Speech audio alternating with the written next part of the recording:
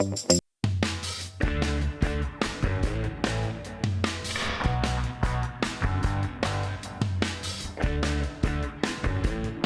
aí, tudo bem? Estamos de volta aqui com mais um podcast do estúdio da CUT, trazendo mais um assunto de relevância, um assunto bacana para a gente conversar a respeito do mundo do trabalho, a respeito de variedades também. A gente faz aqui sempre uma conversa mais descontraída a respeito, né, desses assuntos, claro que com a ótica da classe trabalhadora. Hoje o assunto que a gente vai falar, ele é, não vou dizer especificamente dirigido aos professores, mas aos profissionais da voz. Só que a gente vai dar aqui ênfase aos professores. Eu estou aqui com duas especialistas, duas sumidades, duas fonoaudiólogas, né, que eu tenho o prazer enorme de receber aqui e fico até meio assim com vergonha, às vezes na colocação de voz, né, porque eu estou aqui, apesar de ser profissional da voz, aqui estou com duas, enfim, né, com duas autoridades no assunto. A Leslie Piccolotto, que é fonoaudióloga da USP, aliás, da PUC. Isso, né? Filha da PUC. Filha da PUC. Coordenadora do curso de fonoaudiologia da PUC São Paulo, e a Suzana Giannini, que é fonoaudióloga também, tem 40 anos de Hospital do Servidor Público, tem doutorado, enfim, primeiro, eu estou fazendo aqui as apresentações, mas eu queria ouvir de vocês, assim o seu breve resumo da sua vida, né? Ixi! Breve resumo. Bem brevinho. Para as pessoas, inclusive, ouvirem a sua bela voz. Então, eu fiz fonoaudiologia na PUC São Paulo. Em seguida, eu já fiz o mestrado lá mesmo, em linguística aplicada ao ensino de línguas, né? Depois eu fui para a Unifesp, para a Escola Paulista de Medicina, fiz o doutorado lá. Mas assim que eu me formei, logo na sequência eu comecei a dar aula no curso de fonoaudiologia da PUC. Então, já estou há 51 anos dando aula no curso e atualmente estou na coordenação. Por isso que a gente fala que é especialista, é autoridade, assim como a Suzana também, não é, Suzana? Também. Minha referência. Menos. Eu também sou fonoaudióloga, sou formada pela Unifesp, o caminho contrário, né? Isso sou aí. formada pela Federal de São Paulo. Fiz mestrado na PUC e doutorado na Faculdade de Saúde Pública da USP. E trabalhei a minha vida toda no Hospital do Servidor Público Municipal, onde atendi muita gente com problema de voz, e em especial professores da rede municipal. Então, a gente acabou se juntando, eu frequentando os eventos que ela fazia para discutir as questões de voz, com a minha experiência de clínica, né? Ela da academia e eu na clínica. A gente começa então falando sobre 1997, que teve o Conselho Federal de Fonoaudiologia, né, Leslie? Recebeu a proposta de oficializar o afastamento de professores por conta de problemas de voz. É importante a gente começar essa conversa dizendo que o professor, principalmente, que é, vamos dizer, o destaque da nossa conversa, ele é ensinado a lecionar o conteúdo, não é ensinado a técnica de colocação vocal, de... Nada. Né? Então a palavra é sua, explica pra gente. A gente diz que ele é jogado aos leões, né? Porque ele tem que dar aula num contexto, muitas vezes, de ruído, poeira, muita exigência, né? Pouca autonomia, coordenação pegando firme ali nas exigências, né? Então, na verdade, ele é jogado aos leões porque ele entra nesse contexto tendo que dar aula e sem perceber que essa voz é um elemento super importante para ele também nesse contexto de lecionar, né? Mas voltando para 97, o Conselho recebeu, então, essa proposta. Era uma fonoaudióloga de Recife, Maria Carolina, na verdade, e aí o Conselho pediu para algumas pessoas que entendiam sobre voz na época, o que elas achavam sobre essa proposta, né? Quando eu recebi, eu achei estranho, porque, na verdade, o professor teria que fazer um exame de laringe, que é, então, onde estão as pregas vocais, o otorrino teria que fazer esse exame, e, ao mesmo tempo, o objetivo era dizer que a voz dele tinha algum problema e, por isso, ele não podia continuar lecionando. Só que a gente tem casos onde você tem alteração em nível de laringe, mas a voz não tem alteração. E o contrário também. A pessoa tem uma alteração na voz, mas a laringe não apresenta nenhuma alteração. Tá, deixa eu entender. Assim, são duas as causas, então, né? Problema nas cordas vocais ou então problema na voz. E a gente está falando de relacionar o problema com a voz, enfim, os problemas que surgiam com a atividade laboral. Isso certo? aí, isso mesmo. Para a gente poder entender como é que fica isso, o que é problema e o que não é problema, ou os dois são problemas? Então, quando a gente diz problema de voz, é quando você ouve uma voz com alguma alteração. Então, uma pessoa falando mais rouco, uma pessoa falando mais aspirado. A né? minha, por exemplo, hoje com voz de gripe. Tá perfeito, não tá aparecendo, não fala que a gente não tá nem percebendo. Estou fazendo uma força danada aqui para falar direitinho. Então, essas alterações na voz podem ou não ter uma alteração, vamos dizer assim, anatomicamente falando, né? Na estrutura. Calo. Isso, pode ter um calo, né? Que Nódulo, a gente chama que a gente de nódulo chama. vocal. Aí sim, agora começa a ficar claro. Isso então, com o tempo... Pode ter um edema. As pessoas que fumam, geralmente elas ficam, vamos dizer, com a prega vocal inchada. Então fica aquela voz bem grossa, bem agravada, porque essa prega vocal está mais inchada e por isso a voz fica mais grave. Certo. Então, às vezes você tem a relação orgânica com aquela voz e às vezes não. Aí a gente está falando sobre o, entre aspas, muito entre aspas, o mau uso, né, o uso desavisado, né, o uso equivocado desavisadamente ao longo do tempo. Então, a gente estava falando aqui antes da nossa, de começar, que a hora que a gente está fazendo aqui, né, as preparações. O aquecimento. O aquecimento, a gente, enfim, fica conversando amenidades, a gente estava falando sobre descontrair, fazer piadinhas de quinta série, né? Então, por exemplo, uma professora que vai com aquela turminha toda danada, de uma quinta série que faz aquela algazarra toda, ela tem que projetar mais a voz, ela tem que gritar mais para poder se fazer ouvir, ela está... Isso mesmo. Isso mesmo. Sujeita a ter um calo na voz e tudo isso, é disso que a gente está falando, Porque né? quando eu falo, vamos supor, eu estou aqui falando nesse tom, e começa a encher de gente essa sala, a tendência, eu falo, viu, gente, como eu estou falando? Então, não só falei mais intenso, como também falei mais agudo. Então, eu estou tirando a minha, prega vocal, né, de um sistema de uso diferente do que ela está acostumada, do que habitualmente ela poderia dar conta. A gente que é locutor que apresenta, só desculpa, Suzana, só para ilustrar, para concluir aqui o raciocínio dela, né, para ilustrar mesmo, a gente que é locutor geralmente vai fazer evento, né, ou vai apresentar, tem justamente essa característica, né? Eu vou dizer, essa falha, esse vício de você estar ali num evento com um microfone que está... que eu estou falando com o microfone está jogando a minha voz para todas as caixas de som. Essa é uma questão. Só que o que eu faço? Eu vou aumentar minha voz e vou deixar ela mais aguda também, né? Mesmo tendo o microfone. Mesmo tendo o microfone. Eu ia também complementar o raciocínio dela, porque à medida que vem mais gente, que as crianças se dispersam, seja qual tipo de público for, eu também vou me irritando mais, eu vou perdendo o meu raciocínio. Então, não é uma coisa diretamente, aumentou o volume, aumentou o esforço de prega vocal, meu corpo enrijece, respiração eu tenho um esforço maior para fazer a mesma tarefa, que eu faria de uma forma melhor, se eu tivesse uma melhor condição. Mas aí, voltando à história de 1997, não é? Vamos voltar aqui, uma coisa que já faz quase 30 anos, né? Se eu estou... Sim, praticamente. Agora, portuguesa, de matemática eu não sou muito, não. E aí, o que veio acontecendo ao longo desse tempo, Leslie? Então, nesse momento, eu pedi para presidente, né, na época do Conselho Federal, se eu podia fazer um evento para discutir um pouco a questão, porque a princípio parecia não tá muito, né?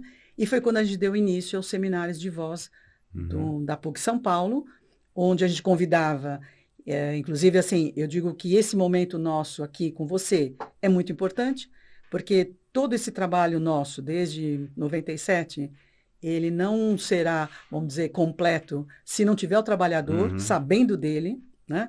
No começo a gente tinha muita participação dos sindicatos. Então, era sindicato de professor, teleoperador, ator, cantor. Só que os sindicatos foram perdendo um pouco toda aquela, né? E no final desse processo, eles já quase não participaram. E a nossa batalha atual é fazer chegar até esses profissionais da voz qual é a nossa conquista, o que a gente conseguiu nesse tempo todo, que foi o reconhecimento por parte do Ministério da Saúde de um protocolo, né? Que é o protocolo de complexidade diferenciada, eu fiz a lição de casa.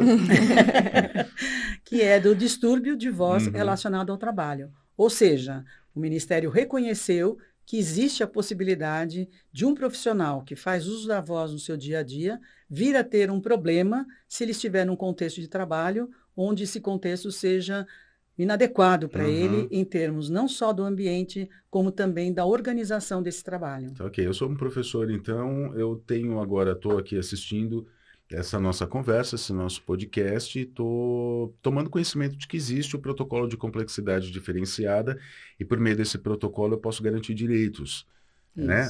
Isso. A minha pessoa, o meu trabalho e tudo. Agora, qual é o que eu tenho que fazer? Né? Porque assim, existe o direito, mas aí tem um outro entrave também, que é fazer com que isso, na prática, funcione. É isso? É isso. Quem pode falar para mim? Então, a luta para conseguir isso foi muito longa, foram 20 anos, né? Então, é uma coisa muito nova, é desse ano, né? Quer dizer, 2023, DVRT entrou na lista e esse ano foi considerada doença de notificação compulsória. Qual é a grande questão? Se eu estou doente, eu vou ao médico, ele vai falar, você tem uma laringite, medica, me manda para casa. Mas eu aprendi com a Maria Maeno. Grande Maria Maeno, que já veio aqui, fez uma conversa muito gostosa com a gente. Não, maravilhosa. Pois é. Toda doença pode ser do trabalho. Então, uma infecção urinária pode ser do trabalho se a trabalhadora não puder ir ao banheiro ao longo da sua jornada, né? Então, o distúrbio de voz, na população em geral, tem 11% de pessoas que têm o distúrbio de voz. Entre os professores é em torno de 60%. Então, o que a gente percebe? Não existe um nexo causal, porque o professor não fala só em sala de aula e fala em outros lugares também, claro.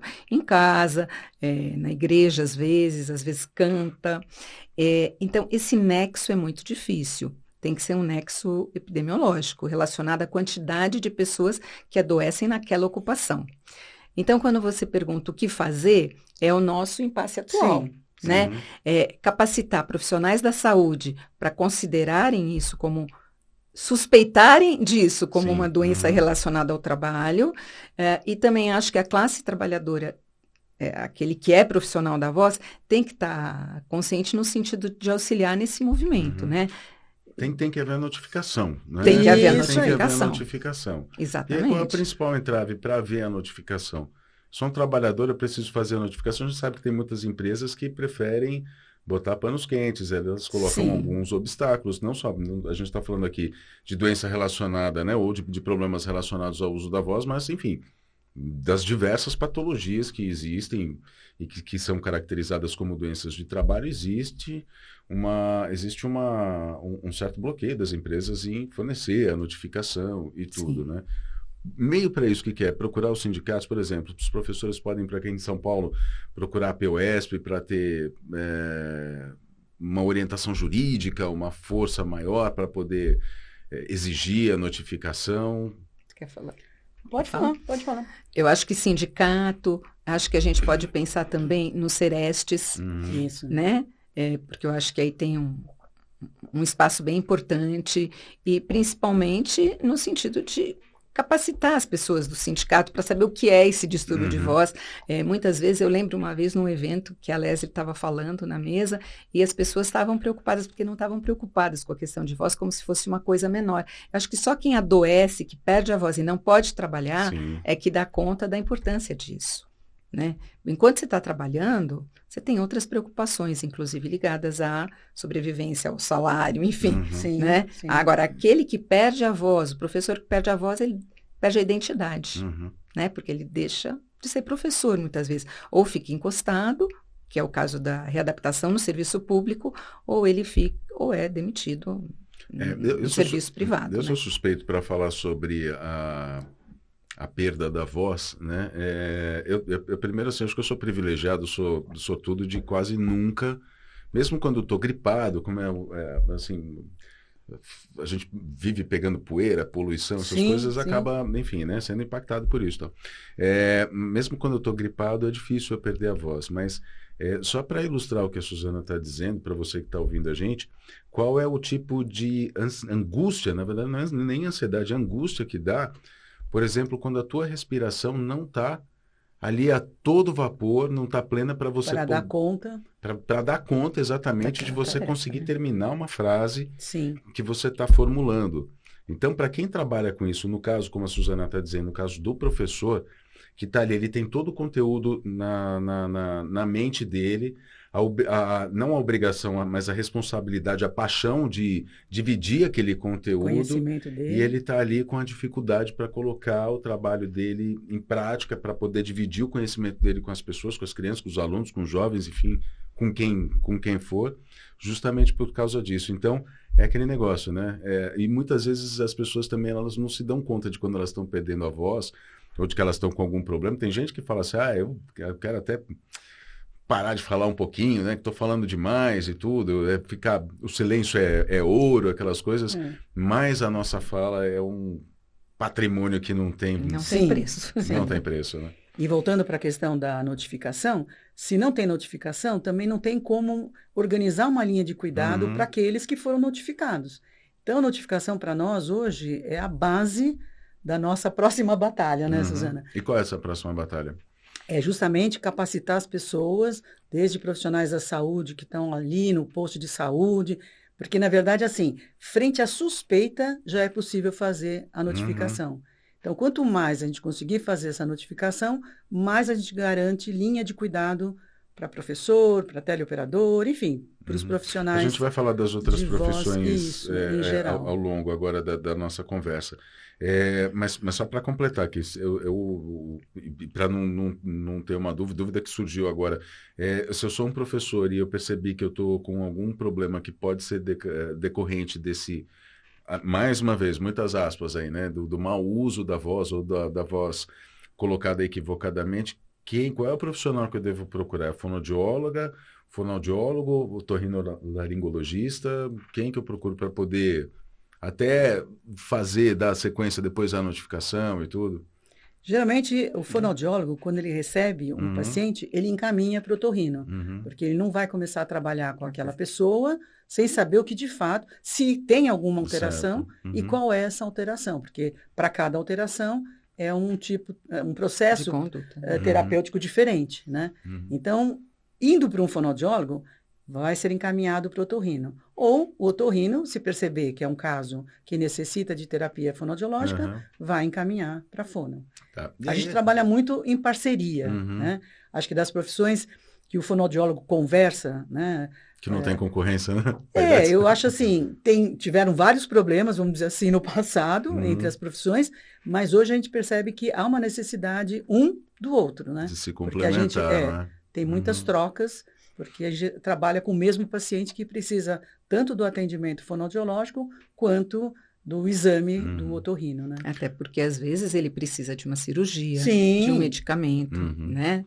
Então, é fundamental que olhe a garganta para ver como é que as coisas estão lá, né? E aí a gente fala sobre, eu quero chegar no caso até do movimento sindical aqui, depois puxar a conversa para um outro lado aqui, para a gente poder eu vou explorar vocês como fonoaudiólogas, claro, para a gente poder dar dicas aqui para quem é sindicalista e tudo, e tá, né, e que fala bastante para público, enfim, vou explorar vocês. Mas as profissões que elas estão, a gente está dando destaque aqui, como eu disse no começo já dessa conversa, aos professores, às professoras, né, principalmente, que são a maioria da categoria, mas tem outras profissões. A Leslie já citou teleoperador, ator, cantor, dublador, né? Que a gente estava conversando outro dia, você está falando que hoje em dia tem casos de dublador que não consegue dar risada com a projeção do som, não é? A queixa dele era essa, que quando a risada dele era sem som, então ele apareceu lá para justamente colocar som. Outros problemas, mas um deles era esse, né? Ele precisava de um dublador para ele mesmo.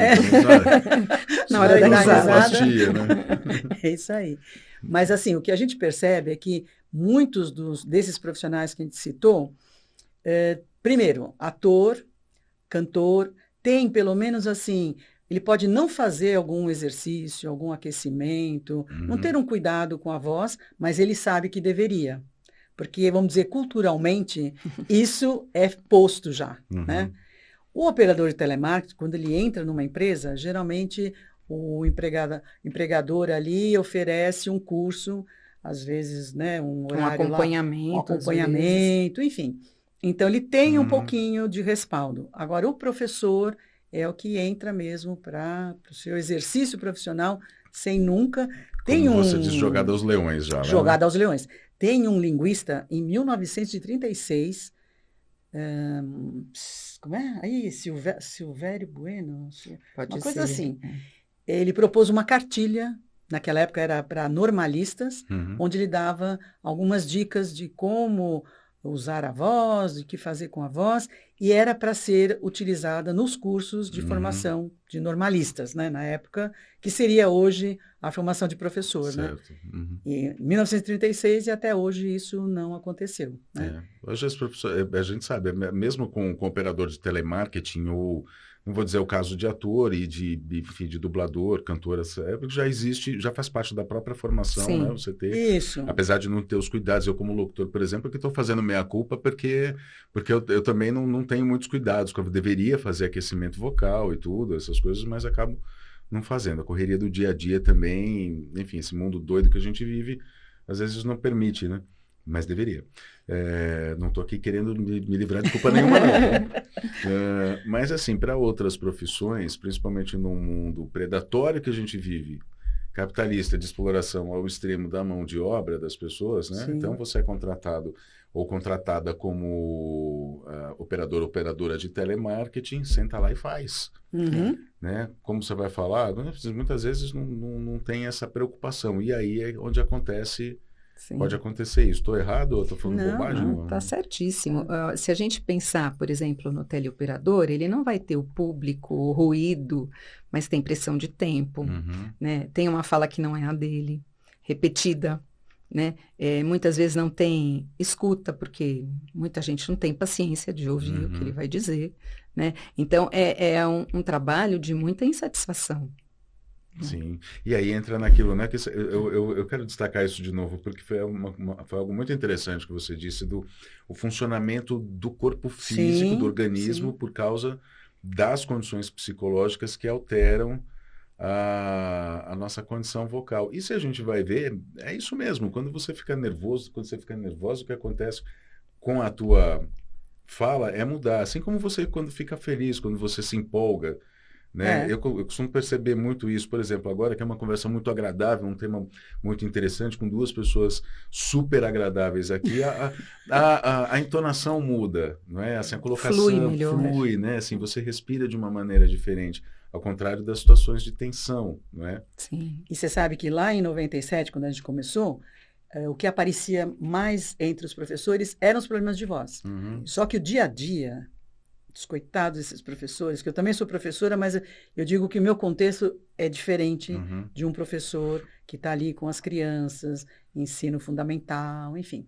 Hoje em dia, eles estão muito mais atravessados pelos transtornos mentais, né? Então, a gente diz que esse professor, com o tempo, começa a ficar com mais problemas mentais do que vocais, né? Os dois podem ser trabalhados juntos. A gente tem tido algumas experiências bem interessantes nessa direção. Mas hoje em dia não está fácil, né? O professor, assim... Posso fazer um comentário nessa direção? Eu sempre estudei em escola pública, no Caetano de Campos, né? E quando as professoras que eu atendia falavam, nossa, mas hoje tem 39 alunos, eu falava, mas eu já fui número 51, meu nome é Suzana, tinha T para trás, outros nomes, né? Então eram classes enormes, ela falava. Mas as classes são diferentes hoje, né? Uma classe dos anos 60, 70 não é a classe de hoje. Então, são questões sociais que também impactam... Culturais, né, ao longo dos culturais, tempos, né? Que também impactam essa... porque a gente fala projeção da voz, parece limitante, né? Mas essa produção da voz, né? Impacta demais, né? Todas essas Você vê, nessas pesquisas que a gente fez, né, juntas, a gente chega num 60%... de professores em diferentes épocas. A gente fez lá em 97, depois repetiu mais para frente, né? E fica 59, 58, 60%. Sempre nessa média. Quando uma aluna nossa, uma doutoranda nossa, fez essa mesma pesquisa em Santa Catarina, deu 37%. E a gente relaciona muito com como é o contexto de sala de aula de crianças que vêm de uma cultura que é diferente, né? Uma cultura que é mais, vamos dizer... ponderada, mais polida, né? Assim, tem um comportamento as crianças talvez mais contidas do que as nossas, e quanto isso repercute na questão da voz, né? Agora, ao longo dessa pesquisa que vocês vêm fazendo desde 1997, eu acho que vocês devem ter lidado, visto ou conhecido casos, vou dizer pitorescos, né? Talvez não seja esse termo, mas Eu fiquei imaginando aqui na hora que a Suzana estava falando, Leslie, sobre a perda da voz. De repente, um contexto de tensão Vou falar aqui o português bem claro. Surtei, perdi a voz. Tem casos assim acontecendo? O que vocês trazem? O que vocês podem trazer de casos para a gente poder conhecer disso? Quer que eu fale? Pode falar. Vai lá, Suzana. Tem de muita gente na vida, né? Claro que existem as questões psíquicas fazendo você perder a voz, né? Óbvio. Mas eu acho que é um cuidado que a gente tem que tomar, porque muitas vezes fala, ela perde a voz porque ela tá louca, né? E não que essa condição toda... Tem um caso de uma professora que a gente atendeu, que foi até da tese da Mariana, ela tem uma situação de estresse em sala de aula, um aluno com arma em sala de aula, e ela acaba perdendo a voz e se afasta, mas ela não tem apoio da direção das colegas. Ela é tratada como uma pessoa louca. Que não sabe se conter, né? Que não sabe se conter. Ela fica tão esgarçada, né? Tão desgastada, que ela acaba tendo que se afastar da sala de aula mesmo. Ela não consegue retornar para aquela função. Ela fica de licença e acaba pedindo exoneração. Porque eu acho que a questão a gente sempre vai pensar na demanda de trabalho que a gente tem, na autonomia que tem para realizar. Às vezes a gente tem muito trabalho, mas tem autonomia para realizar, isso não é penoso. Às vezes a gente não tem essa autonomia, mas dentro dessa equação toda de quantidade de trabalho versus autonomia, eu tenho que pensar no apoio. Né? Ou no apoio familiar para fazer aquela tarefa, ou no apoio da direção, de colegas, né? E quando a gente perde isso, eu acho que isso acaba se desgastando. Ou quando a gente não tem, no caso dela, né? Que Sim, não teve, né? Entre as colegas e direção. Ninguém é preparado para entrar, nenhuma professora é preparada para entrar numa sala. Se já não é preparada para colocar a voz, que dirá enfrentar um aluno armado. Pois é. Não é? Você sabe que uma vez a gente fez uma pesquisa em Sorocaba e eram 2 escolas. Uma bem no centro da cidade e era antes uma empresa. Então a estrutura era péssima, né?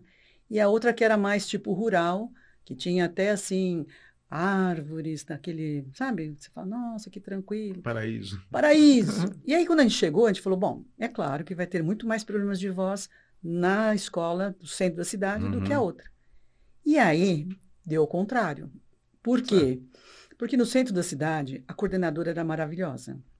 Sabe, aquela pessoa assim que acolhia, mesmo a nossa equipe, quando chegou, ela falou assim, vocês têm que ter uma sala, né, para vocês ficarem, né? Eu vou dar minha sala, pode ficar na minha sala e tal. A outra jogou a gente num almoxarifado, embaixo da escada, sabe assim? E ela ficava no controle, quando passava nas salas de aula, a gente lá entrevistando os professores, e ela no controle e tal. Então, a gente percebeu, o ruído atrapalha a voz? Atrapalha. Mas não é só. Sabe, essa coisa de você, por exemplo, você olhando para mim, ouvindo o que eu estou falando, isso dá, sabe, um empoderamento, né? Total, né? Agora, você dar aula numa sala onde você não tem os alunos te dando, né? Mais ou menos aqui, a gente vai ensinar isso aqui. Você está falando comigo, continua falando comigo e eu estou aqui. Né? Isso. Aí você fica, André, tá prestando atenção. Olha para lá, olha para cá. E o celular, meu filho? Celular. Fala comigo, Leslie. Oi? É assim mesmo. É desesperador. Então, isso traz muito problema para a voz. Por quê? Aquilo que a Suzana falou. O corpo fica todo naquela situação e é claro que a voz, que é um produto desse corpo, vai se alterar também, né? Aí fica a dica, então, para você que está assistindo palestra, você que está assistindo aula, você que está assistindo ao nosso podcast, presta atenção. Colabore. Colabore com a gente, né? E aí agora eu volto naquela pergunta que eu ia fazer a respeito da dica, né? Vou explorar aqui o trabalho de vocês. Para quem trabalha com a voz, a gente tem no movimento sindical, principalmente, muita gente que faz palestras, faz esse tipo de palestra, né? Tá lá, assim, num auditório. Durante a pandemia teve muito a questão do home office, das reuniões via Zoom, via plataformas e tudo, mas agora está tudo voltando ao presencial. Nos últimos dias 21 e 22 aqui na CUT mesmo, teve o encontro do coletivo de combate ao racismo da CUT, com pessoas falando, né? Esses eventos voltam a ser feitos agora. Para quem ainda não tem um mínimo de técnica vocal, um mínimo de feeling para poder falar em público, o que a gente pode falar para essa pessoa que nos assiste agora? Tipo, faça isso, que você vai ver que vai melhorar. Eita. Olha... Não vem me mandar boleto depois para cobrar. A consulta. Então, assim, com os alunos eu trabalho muito com uma sigla CRAF, né? O C de corpo, o R de respiração, o A de articulação, o F de fonação e o E, expressividade. Então, para o aluno da fonoaudiologia, do curso de fonoaudiologia, eu falo o tempo todo do CRAF. Gente, vamos avaliar o CRAF. Onde essa pessoa está precisando de mais atenção, de um exercício específico, enfim. Então, falando sobre isso, vamos pegar o corpo, né, Suzana? Atividades de relaxamento, meditação. Às vezes não é muita coisa, às vezes dá sabe? Se tocar, às vezes só, uma automassagem. Automassagem. Né? Tudo isso pode fazer uma diferença que às vezes a pessoa nem sabia que tinha relação com a voz, né? Especialmente a consciência corporal. Isso aí. Né? Exato. No sentido de eu perceber que eu estou muitas vezes trancando aqui. Então, se eu estou trancando, solta. Se eu estou com o pescoço virado em direito, se eu estou com os ombros elevados, né? Na pandemia eu fiquei, porque eu trabalhava o tempo todo assim, esse ombro, coitadinho... Você fica... Então, você tem que... todo travado, vamos lá, entendeu? Então, o corpo ajuda muito nessa... É o primeiro passo. É o primeiro passo. Eu costumo sempre falar aqui com o pessoal que eu posso, enfim, tentar dividir algum tipo de conhecimento. Eu venho de uma escola meio autodidata, né? De aprender a falar, de aprender a apresentar, enfim, né? E uma técnica que eu consegui... que eu consegui com ela me soltar bastante, porque até então era tímido, né? Tímido era retraído, falar se olhando no espelho. Sim. Fala se olhando no espelho. Pega durante 3 minutos, vai lá na frente do espelho, fala tudo que vier à tua mente. Vai sair bobagem, vai sair besteira, você vai dar risada, você vai chorar, talvez. Depende, né? Mas faz isso. Isso é um trabalho de destravar justamente a tua... Eu, pelo menos, penso assim, né? Estou falando assim, uma experiência pessoal. Não sei se vocês vão concordar com isso. Mas destrava e, inclusive, faz com que a gente tenha noção, noção mesmo, né? Do volume que a gente está colocando, né? Do quanto a gente está projetando a voz, aonde a gente está enfatizando. Se eu não estou gritando demais na hora que eu estou falando desse monitor, se eu não estou falando baixinho na hora que eu estou falando dessa xícara. A articulação do que você está falando. A articulação do que... Vocês da caneta, né? Vocês conhecem, é terrível. Sim, clássico. Aquilo, né? Colocar a caneta atrás dos caninos para poder destravar a dicção e tal. Eu costumo dizer bastante isso, né? Para as pessoas com quem eu posso dividir esse conhecimento. Isso funciona? Sim, funciona. E eu acho também que, às vezes, tem práticas que a pessoa faz no seu dia a dia e se para ela funciona, vamos apostar nela, entendeu? Se ela percebe que aquilo faz diferença... Eu tive uma paciente que a gente tem um exercício, que é um mini, né? Para ela, sim. Detestava. Adorava. Então, ela fazia, eu dava novos exercícios, ela falava, não, vou ficar para mim é o mini-mini. E aí, vamos no mini-mini. Né? Eu, por exemplo, quando eu termino de dar aula, que eu dei muita aula, fazer rotação... Com a língua por fora 3 vezes de um lado, 3 vezes do outro, né? Dentro da boca, rodando a língua. Para mim, dá uma, relaxada, que eu chego em casa já encaixada. É isso. Agora, se vocês quiserem mais também, é o trabalho delas, né? Vamos com calma, que a gente só fez aqui uma... Mas eu quero destacar mais uma coisa, que é a questão da respiração. Muitas vezes, quando você está falando para um público, você vai falar, está quase acabando o seu raciocínio, então você quer acabar de falar aquilo que você está falando, e você vai até a última gota do ar. Né? Então, a questão da respiração é fundamental, tanto ter uma boa respiração, como saber dividir bem isso na sua fala, para você evitar esses esforços. Suzana, tem um negócio que às vezes acontece comigo, e olha que eu já tenho 30 anos de experiência, de estrada aí, né, de experiência, que assim, você começa errando na respiração, na frase, e aí você tem que falar todo, você está em público, você está falando, eu estou aqui, lendo frase a frase, e de repente eu respirei errado em algum lugar, e aí eu não consigo retomar a respiração para poder botar ela no lugar certo. Isso é um negócio angustiante, é um negócio, às vezes eu dou risada até, né? Falo assim, pô, eu não estou conseguindo respirar. Não, gente, pera. Vamos lá. Para, respira. Vou começar de novo. Então, é assim, assim, assim. E voltando para o contexto do professor, às vezes ele tem medo de respirar e parar, porque ele vai dar, né, para o outro a oportunidade de falar. E aí ele vai cuidando até o último pingo de respiração, né? Muito bem. Agora, vamos voltar aqui no nosso tema principal, né? O que mais a gente pode dizer a partir de agora? O trabalhador precisa conhecer a respeito dessa garantia, dessa conquista que ele teve. Quais são os próximos passos? Vocês estão fazendo mobilização, levando isso? Como é que a gente pode dar visibilidade para isso? Como é que a gente toca daqui para diante?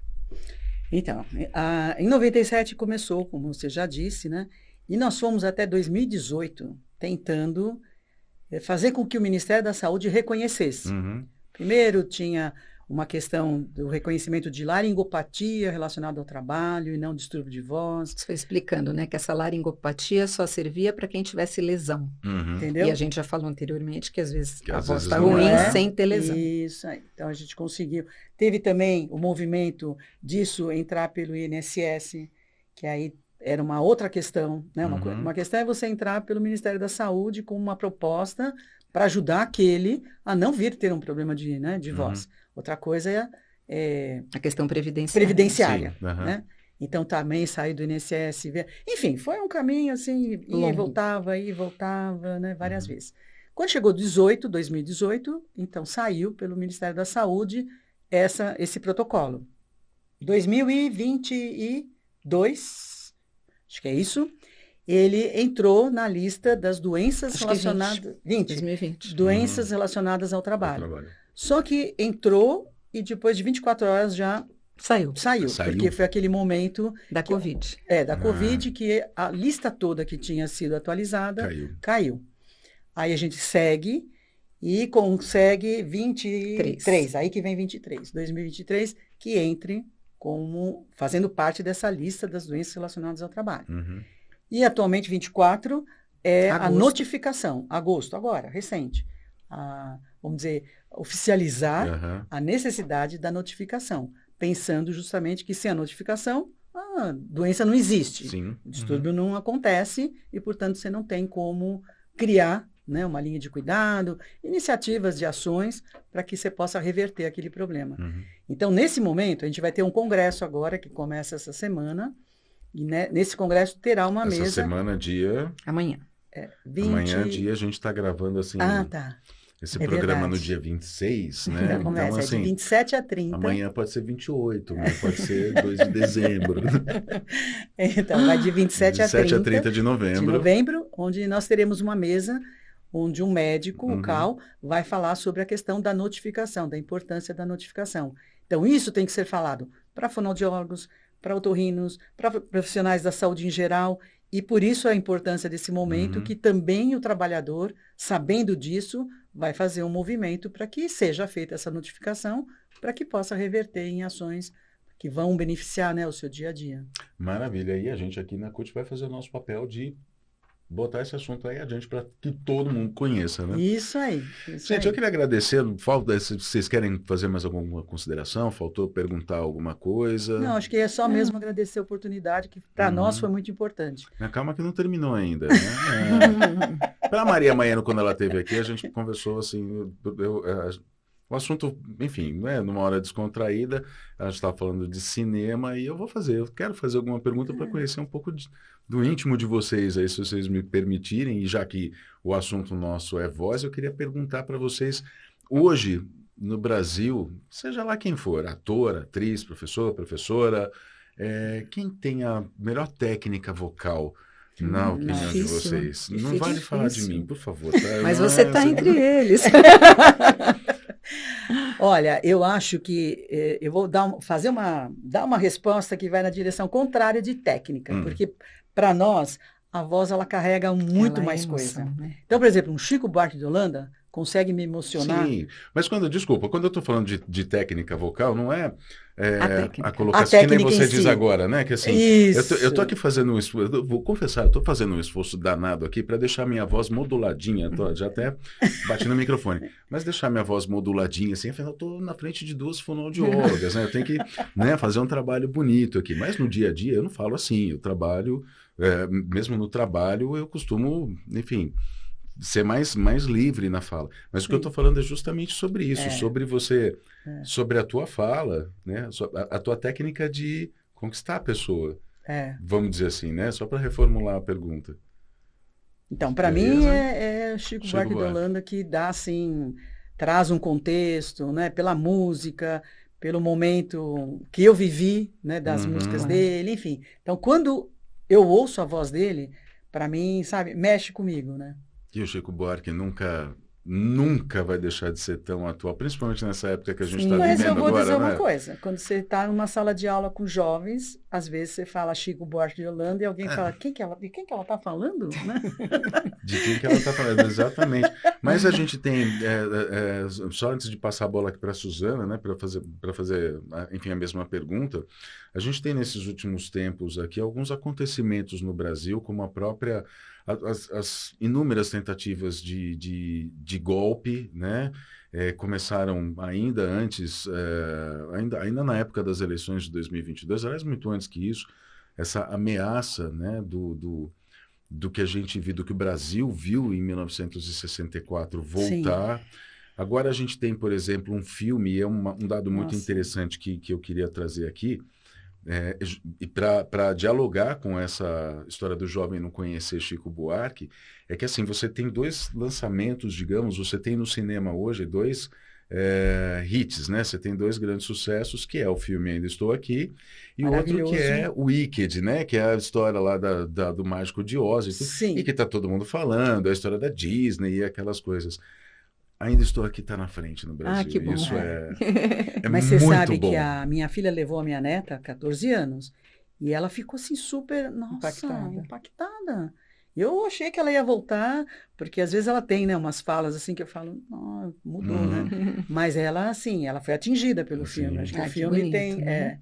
O filme tem é poderoso, né? Sim. E aí, assim, só para fechar aqui o raciocínio, o Chico Buarque, para quem não conhece, assim, aqui todo mundo obviamente vai conhecer, mas para quem está assistindo e conhece pessoas que não conhecem Chico Buarque, é sempre bom dividir o Chico Buarque com as pessoas, porque ele sim é atual, ele sempre vai ser atual. Sim. O que ele falou, o que ele fez, toda a obra dele, e o que ele fala até hoje ainda, é algo que dialoga com a nossa realidade, é muito necessário. Com Agora certeza. Você, Suzana, sua vez. Fiquei pensando aqui, mas uma voz que me impacta é da Fernanda Montenegro, também é outra. Declamando alguma coisa, ou fazendo uma leitura. Conseguiu juntar 15 mil pessoas no Ibirapuera, né, recentemente. Foi lindo, né? Assim, eu vi porque eu né? não estava lá, mas enfim, a gente vê alguns trechinhos e a fala dela é muito gostosa, né? Assim, não, e voltando para o filme, ela não abre a boca. Não abre a boca para falar, né? E é impressionante, né? O que ela passa na finalização ali. Você fala, meu Deus do céu.